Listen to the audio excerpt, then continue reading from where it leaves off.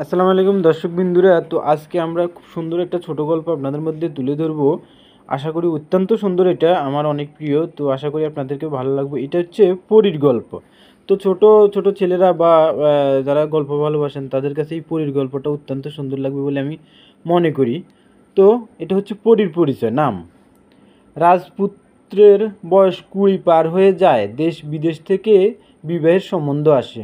ঘটক বলল, বাহলিক রাজের মেয়ে রূপসী বটে, যেন সাদা গোলাপের পুষ্পবৃষ্টি। রাজপুত্র মুখ ফিরিয়ে থাকে, জবাব করে না। দূত এসে বললে, গান্ধারাজের মেয়ে অঙ্গে অঙ্গে লাবণ্য পেটে পড়েছে, যেন দ্রাক্ষালতায় আঙ্গুরের গুচ্ছ। রাজপুত্র শিকারের ছলে বনে চলে যায়। দিন যায়, সপ্তাহ যায়, ফিরে আসে না। দিগন্ত রেখাটির মতো বাঁকা দূত এসে বললে, কম্বোজের রাজকন্যাকে দেখে এলেম। ভোরবেলাকার দিগন্ত রেখাটির মতো বাঁকা চোখের পল্লব শিশিরের স্নিগ্ধ আলোতে উজ্জ্বল। রাজপুত্র ভর্তৃহরির কাব্য পড়তে লাগলো। পুঁথি থেকে চোখ তুলল না।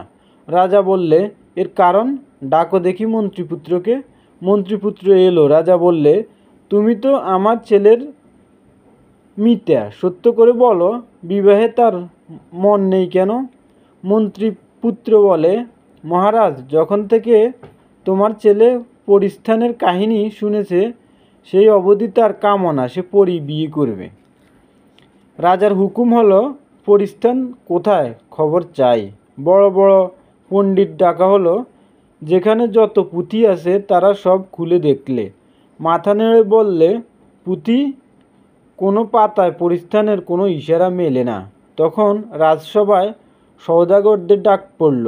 তারা বললে, সমুদ্র পার হয়ে কত দ্বীপই ঘুরলেম, এলা দ্বীপে, মরিচ দ্বীপে, লবঙ্গতলার দেশে, আমরা গিয়েছি মালদ্বীপে চন্দন আনতে, মৃগনাভির সন্ধানে গিয়েছি কৈলাসে, দেবদারু বনে, কোথাও পরিস্থানের কোনো ঠিকানা পাইনি। রাজা বললেন, ডাকো মন্ত্রীপুত্রকে। মন্ত্রীপুত্র এলো। রাজা তাকে জিজ্ঞাসা করলেন, পরিস্থানের কাহিনী রাজপুত্র কার কাছে শুনেছে?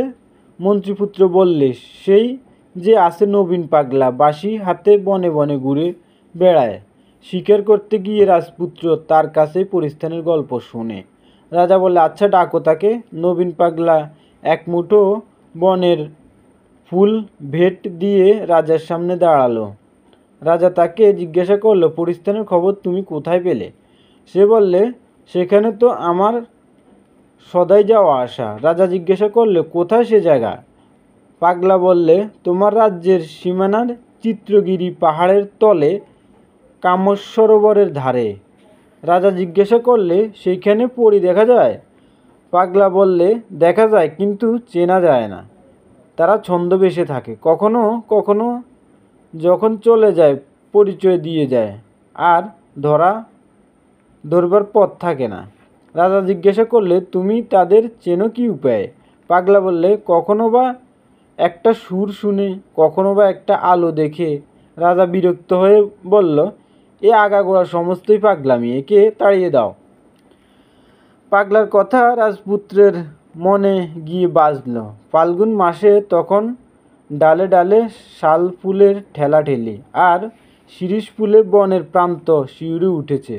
রাজপুত্র চিত্রগিরিতে একা চলে গেল। সবাই জিজ্ঞাসা করলে, কোথায় যাচ্ছ? সে কোনো জবাব করলে না। গুহার ভিতর দিয়ে একটি ঝর্ণা ঝরে আসে, সেটি গিয়ে মিলেছে কাম্যক সরোবর। গ্রামের লোক তাকে বলে উদাস জোড়া। সেই ঝর্ণাতলায় একটি পোড়ো মন্দিরে রাজপুত্র বাসা নিলে। 1 মাস কেটে গেল। গাছে গাছে যে কচি পাতা উঠেছিল তাদের রং ঘন হয়ে আসে, আর ঝরা ফুলে বনপথ চেয়ে যায়। এমন সময় একদিন ভোরের স্বপ্নে রাজপুত্রের কানে একটি বাঁশির সুর এলো। জেগে উঠেছে রাজপুত্র, বললে, আজ পাবো দেখা। কতখানি ঘোড়ায় চড়ে ঝর্ণাধারায় তীর বেয়ে চললে পৌঁছল কাম্য সরোবরের ধারে। দেখে সেখানে পাহাড়দের এক মেয়ে পদ্ম বনের ধারে বসে আছে। গলায় তার জল ভরা, কিন্তু ঘাটের থেকে সে ওঠে না। কালো মেয়ে, কানের উপর কালো চুলে একটি শিরীষ ফুল পড়েছে, গোধূলিতে যেন প্রথম তারা।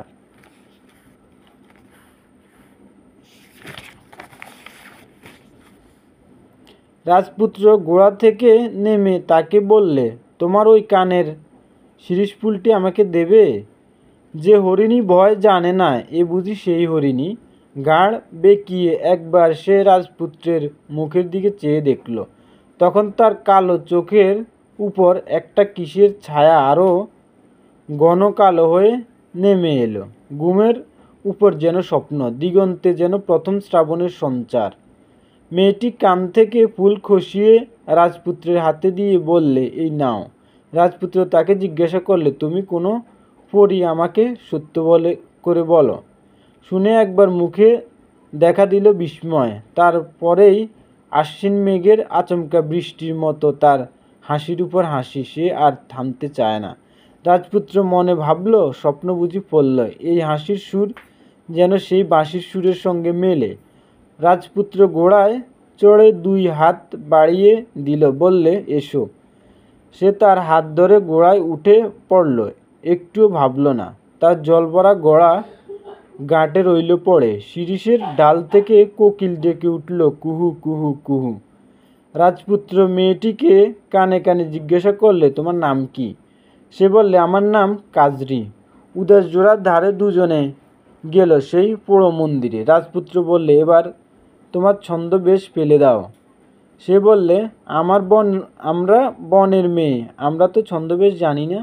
রাজপুত্র বললে, আমি যে তোমার পরীর মূর্তি দেখতে চাই। পরীর মূর্তি? আমার সেই হাসি, আবার সেই হাসির উপর হাসি।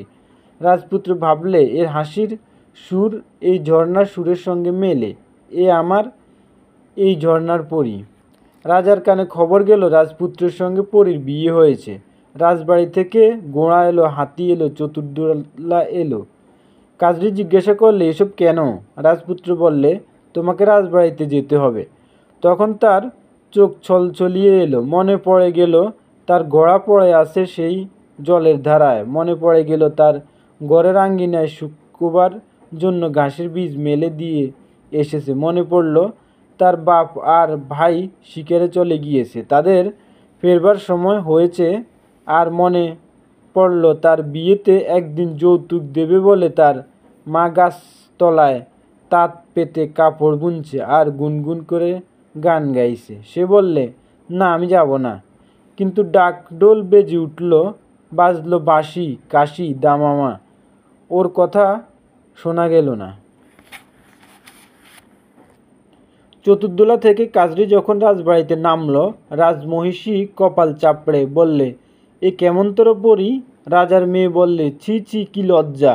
মহিষীর দাসী বললে, পরীর বেশটাই বা কীরকম? রাজপুত্র বললে, চুপ করো, তোমাদের ঘরে পরী ছন্দবেশে এসেছে। দিনের পর দিন যায়। রাজপুত্র জ্যোৎস্না রাতে বিছানায় জেগে উঠে চেয়ে দেখে কাজরির ছন্দবেশ একটু কোথাও খসে পড়েছে কি না। দেখে যে কালো মেয়ের কালো চুল এলিয়ে গেছে, আর তার দেহখানি যেন কালো পাথরে নিখুঁত করে খোদা একটি প্রতিমা। রাজপুত্র চুপ করে বসে ভাবে, পরী কোথায় লুকিয়ে রইল শেষ রাতে অন্ধকারের আড়ালে উষার মতো। রাজপুত্র ঘরে লোকের কাছে লজ্জা পেল। একদিন মনে একটু রাগও হলো। কাজরি সকালবেলায় বিছানা ছেড়ে যখন উঠতে চায়, রাজপুত্র শক্ত করে তার হাত চেপে ধরে বলে, আজ তোমাকে ছাড়ব না, নিজ রূপ প্রকাশ করো, আমি দেখি। এমনই কথাই শুনে বনে যে হাসি হেসেছিল সে হাসি আর বেরোল না। দেখতে দেখতে 2 চোখ জলে ভরে এলো। রাজপুত্র বললে, তুমি কি আমায় চিরদিন ফাঁকি দেবে? সে বললে, না, আর নয়। রাজপুত্র বললে, তবে এইবার কার্তিক পূর্ণিমায় পরীকে যেন সবাই দেখে। পূর্ণিমার চাঁদ এখন মাঝ গগনে। রাজবাড়ির নহবতে মাঝরাতে সুরে ঝিমিঝিমি টান লাগে। রাজপুত্র বরসজ্জা পরে হাতে বরণ মালা নিয়ে মহলে ঢুকল। পরী বউয়ের সঙ্গে আজ হবে তার শুভ দৃষ্টি। শয়ন ঘরে বিছানায় সাদা আস্তরণ, তার উপর সাদা কুন্দ ফুল রাশ করা, আর উপরে জানালা বেয়ে জ্যোৎস্না পড়েছে, আর কাজরি সে কোথাও নেই। 3 প্রহরের বাঁশি বাজল, চাঁদ পশ্চিমে হেলেছে, একে একে কুটুম্বে ঘর ভরে গেল। পরী কই? রাজপুত্র বলে, চলে গিয়ে পরী আপন পরিচয় দিয়ে যায়, আর তখন তাকে পাওয়া যায় না। তো আশা করি ভালো লাগবে, খুব সুন্দর একটা গল্প, পরীর পরিচয়। তো পরীর গল্প শুনতে সবাই আগ্রহী, তাই পরীর পরিচয় তুলে ধরলাম। ধন্যবাদ সবাইকে। সার্ভেয়ার আশিফুল হাসান।